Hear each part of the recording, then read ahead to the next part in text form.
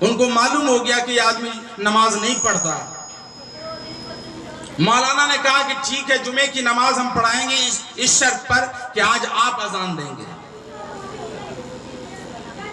کہنے لگے اس میں کیا بات، اذان دے دیں گے. عیسیٰ خان نے جو اپنے پیسے سے، اپنے روپیے سے، اپنی دولت سے مسجد بنائی تھی، نماز نہیں پڑھتا تھا، لوگوں کو نماز پڑھواتا تھا، اس دن عیسیٰ خان نے اذان دی اور مولانا شاہ عین الحق پھلواری شریف رحمت اللہ علیہ نے جمعہ کی نماز پڑھائی.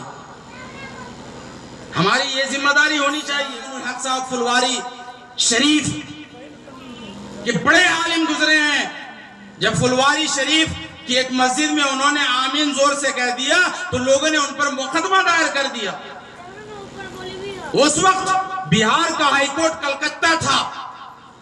مقدمے کی پیشی کے لیے جب وہاں گئے، راستے میں ایک مسجد تھی جس کا نام تھا مسجد عیسیٰ خان. عیسیٰ خان گاؤں کا بڑا آدمی تھا، چودھری تھا، لیڈر تھا، دبنگ تھا، بمبئی کا دادا تھا.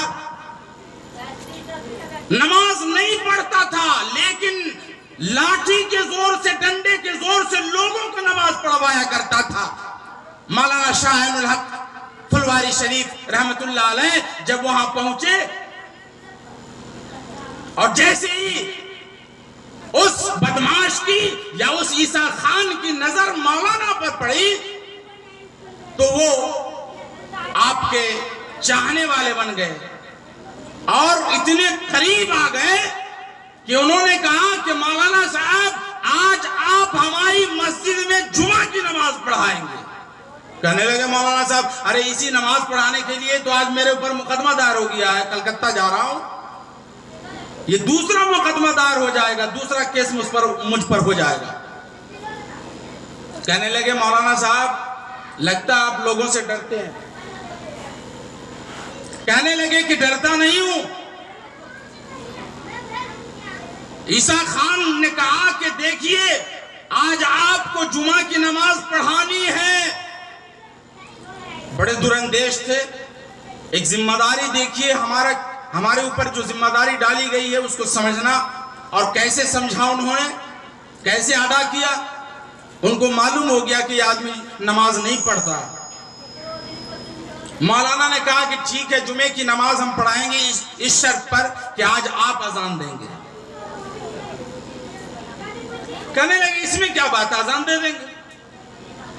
عیسیٰ خان نے جو اپنے پیسے سے، اپنے روپیے سے، اپنی دولت سے مسجد بنائی تھی، نماز نہیں پڑھتا تھا، لوگوں کو نماز پڑھواتا تھا، اس دن عیسیٰ خان نے اذان دی اور مولانا شاہ عین الحق پھلواری شریف رحمت اللہ علیہ نے جمعہ کی نماز پڑھائی. ہماری یہ ذمہ داری ہونی چاہیے. آج اگر کوئی نماز نہیں پڑھتا تو ہم بھی بے نمازی بن جاتے ہیں، انہی کے ساتھ گھل مل جاتے ہیں اور اسی کی ہو میں بہہ جاتے ہیں. ہوتا ہے کہ نہیں ہوتا ایسا؟ آب ایک آوا بگڑا ہوا ہے. ایسا نہیں کیا جاتا ہے کہ چلو بھائی مسجد کو کیسے بھرا جائے، مسجد میں نمازی کیسے آئیں، مسجد میں نمازیوں کی تعداد میں کیسے اضافہ ہو. تو مولانا نے ذمہ داری ادا کی. تو ہمارا جو کام ہے وہ کرنا چاہیے، ہمارے اوپر جو ذمہ داری ہے اس کو ادا کرنی چاہیے. تو امیر جو ہوتا ہے، بڑا آدمی جو ہوتا ہے، اس کے اوپر بڑی ذمہ داری ہوتی ہے. نبی پاک صلی اللہ علیہ وسلم دنیا میں سب سے عظیم شخصیت تھی، ان کی بڑی ذمہ داری ان پر عائد کی گئی اور آپ صلی اللہ علیہ وسلم نے اس ذمہ داری کو بہت خوبی نبھایا. گھر میں جو بڑا ہوتا ہے وہ بھی ذمہ دار ہے کہ نہیں ہے؟ گھر کا ماحول کیوں بگڑتا ہے؟ اس لیے بگڑتا ہے، معاف کیجئے گا گستاخی، اس لیے کہ ذمہ داری صحیح ڈھنگ سے نہیں ادا کرتے ہیں. کچھ نہ کچھ معاملہ ضرور کہیں نہ کہیں بگڑ جاتا ہے یا کمی کوتاہی ہو جاتی ہے، انسان ہے، خطا ہو جاتی ہے. تو گھر کے جو بڑے ہیں اگر واقعی اپنی ذمہ داری کو نبھائیں گے تو میں سمجھتا ہوں کہ اس گھر میں بگاڑ کم پیدا ہوگا، خرابی کم آئے گی. تو اس لیے کہا گیا کہ گھر کا جو مرد ہے اس کے اوپر بھی ایک ذمہ داری ہے، عورت ہے اس کے اوپر بھی ذمہ داری ہے، غلام ہے، نوکر ہے، خادم ہے، اس کے اوپر بھی ذمہ داری ہے. اور کیسی ذمہ داری، ذرا ایک